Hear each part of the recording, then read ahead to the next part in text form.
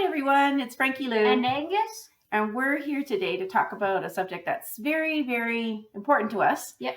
Which is working with wildlife in your garden. A lot of people think that a garden is just about the plants. But no, it's about all the three kingdoms. Yeah, and working together in a system. And rather than work against the animals that live in our garden, we try to work together with the ones that are good for us. And a lot of those animals people don't realize are actually good animals. Some of the heavy hitters in your garden in terms of being good for pest control are the best. And they're animals that people traditionally aren't very fond of, right? One of the animals that we actually like to work a lot with are spiders. Spiders, yeah. We love spiders, always have. And I know that that's not normal. But that's okay. And but here in Canada, honestly, there's very few places where you have to be concerned about the spiders. Yes, there are some hot pockets where you do have to worry about some of the more venomous spiders, but we really don't have that issue here in Springbank. And spiders are actually one of the animals that we first see out. In fact, they're out running around in the snow right now, which is pretty cool. And they're a predatory critter. And they help to take care of some of the like little tiny little things that kill your crops. Yeah. An example here would be we find that the spiders are helpful with keeping our ant population under control, which in turn helps with the aphids. We'll talk more about that in another session. And they're also really good at assisting with the flea beetles and lots of the other little buggies that aren't so great. Another animal that tends to have a bad reputation, but we actually have to keep in control in our yard, but that's just because we have a bee colony. Yep. And if you don't have a beehive or allergy to its sting, they're very helpful. Yeah. Wasps. Wasps. I know. A lot of people really hate wasps. You know what once happened when I was a little kid? So my mom said that everything that exists has a purpose, and I said, even wasps? Yeah, and I was stumped. She was stumped. For a second. Just a second. And then about half a second later, yeah, a wasp swooped down, grabbed a cabbage moth caterpillar, which are really bad, ripped off its head and ate the head. Right in front of us. Like, it was on cue. There's your answer. There was my answer. I was like, what is the purpose of wasps? And so she did the research, and yeah, they're very helpful. They are very helpful. They're another predatory critter that helps to get rid of some of the critters that aren't great in our garden. Another one that people hate, but we love, and Angus in particularly adores, are snakes. Snakes, yes. Once again, there are places in the world where you don't want to encourage snakes because there are venomous snakes around. But here in Springbank, we have garter snakes. And that's the only snake we have. Pretty much. And they're really not a problem for humans at all. Yeah, they're completely harmless. But they are a problem for mice. And mice are, while they're cute, are not something you want too much of in your garden, okay? So the mice, the snakes are really good at keeping down rodent populations. And also, pocket gophers as well. Because the pocket gopher young can be taken out by the snakes. Yeah, and they're really bad. And yeah. You don't want them in your garden. You don't want them in the garden. But another animal that we really love, and we're lucky because we have a pond on our property, are the frogs. Yeah, and they're a really fun thing also for teaching kids about systems and things growing in different types of plant animals, because what we do every year is we go to the pond on our property, grab a few of the tadpoles, we raise them to maturity, and then what do? We release them in the greenhouse, and they love it. Yeah, they really like the greenhouse because it's got nice humidity, lots of little places for them to live. Yep. If you don't have a pond, though, and you don't have a greenhouse, you can still encourage frog populations by using some of those broken clay pots that I'm sure. Yep, and then what you could do is like if it's broken in half, you put half of it, so like the part that's broken is on the ground. Put some moss or soil in there, and you've created a little frog hollow, okay? Help it when because they don't want to be exposed to sunlight too much, okay? It's really not good for them. Another animal that we really love and like to encourage around here, and I know a lot of people are really creeped out about, but we really don't see them very much except in the evenings, and those are the bats. Yeah. Bats are really, really great at helping to control some of the negative insect population. Yeah, like mosquitoes. They can eat hundreds of mosquito. One bat can eat hundreds of mosquito in one evening. So we're going to be putting up some more bat houses this year, but we also have a really great wooden deck with lots of little hollows and stuff that they can hide in. And so we do encourage those as well. Yep, the bats are great. Yeah. So there's also lots of animals that people really do tend to love, like honeybees. But there's one bug in particular that I seriously have never met a single person who doesn't like. And we love them, and they're cute. And they're one of the first things we look for every year. Ladybugs. Ladybugs, that's right. Yep, Angus. they come, so when there's all the debris on your yard, you always want to just go out there and take it all down. Yeah, and get started, right?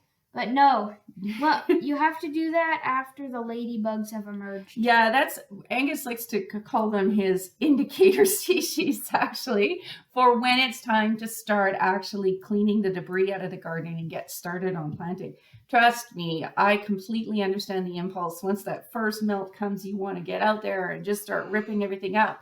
But when you're ripping up your debris, because you're killing thousands of animals. Yeah, you're getting rid of thousands of actually allies in your garden, because that debris is an awesome habitat for overwintering of all sorts of different species, including ladybugs, mason bees, spiders, all sorts of fun things that are actually really, really great and are counting on that habitat to survive and to help you out later. So you really don't want to, I know it's really hard not to get out there and get started right away, but what we do is we wait until we start seeing lots of ladybugs, because they're one of the ones that emerges first. And you don't want to wait till you see the first one. You want to wait until you see lots and lots and lots and lots. Yeah, like at least you should be able to see like 3 at once. Yeah, they can when without they start picking up 3. Yeah, they start coming out a lot. Like right now, I'm finally starting to see some little rhubarb root stuff coming out and some poppy stuff, but it's still not time to clean stuff up because I haven't seen a single ladybug yet. Probably in another couple weeks I can get started. All right. Another thing you can do to help the birds is put out running water. Yes, a lot of people support birds by putting out bird seed, but another wet thing that they really need is water.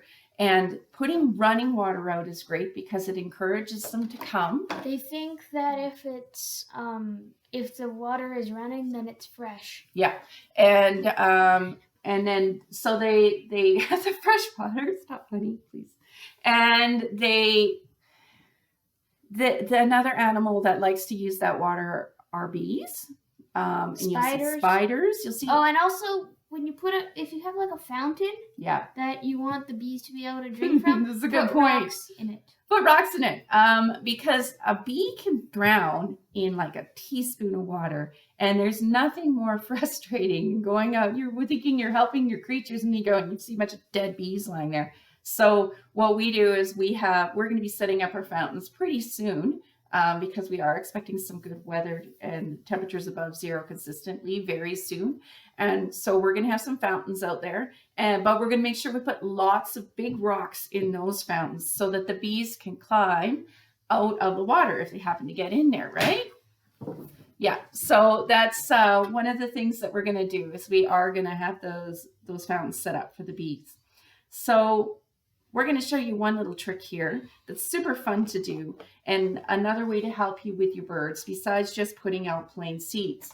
So you get one of these. This is called, like, you get strawberries, blueberries, stuff like this from the grocery store. The plastic berry containers. Yeah, and we call them clamshells. The reason that they're great is they have these perfect drainage holes on the bottom. And it has like a dome for humidity. Has a dome for humidity. And if you're trying to teach your kids about root growth, they're clear. They're awesome. Yeah, they're clear. So what we're going to do is we're going to fill this with a little bit of soil here. Damp soil. Yep. All right, we're going to get some soil in. And bird seed. It's made out of seed, right? So yes, you're not going to get 100% germination rate out of your typical bird seed, but you're going to get a decent amount of germination. Yep. So what you do is you very densely. Yeah, that's probably plenty. That's probably more than enough. See, we actually put maybe a little bit too much for this size container, but you want to put it like this. Have it very. You get like a handful of dirt. Yeah, a couple handfuls. Put That's a little enough. bit of soil. You don't want to put too much. You just want to put a little bit of soil on top. And if your bird seed contains sunflower seeds, you're gonna need to help them out of their shell because, like, this is after 5 days of growth on a different one. Yeah, we planted this actually 6 days ago. And they have 6 days. Yeah, they have these seeds on all the sunflowers because they weren't buried deep enough. Yeah. So you just need to help them out of their shell. Or the birds will do it too. Now, this is not going to make a huge difference, but boy, it's a nice treat. And if I were to stick this in my chicken coop, oh my gosh. Right now, when we have snow still on the ground, to be able to get these fresh greens, what we do once we've planted this is we like to stick it on top of our refrigerator until it germinates. And then we stick it in a windowsill to get a little bit of growth. And the top of the fridge is good because it actually is kind of warm up there. It's almost acts like a heat mat, and it's dark, and that's good for germination. Yeah. And then you stick it in the front window. Make sure you mist it every couple of days or every day or so, depending on the humidity, with a fine mister. And you should have some nice grass for the birds to play with in a few days. And eat.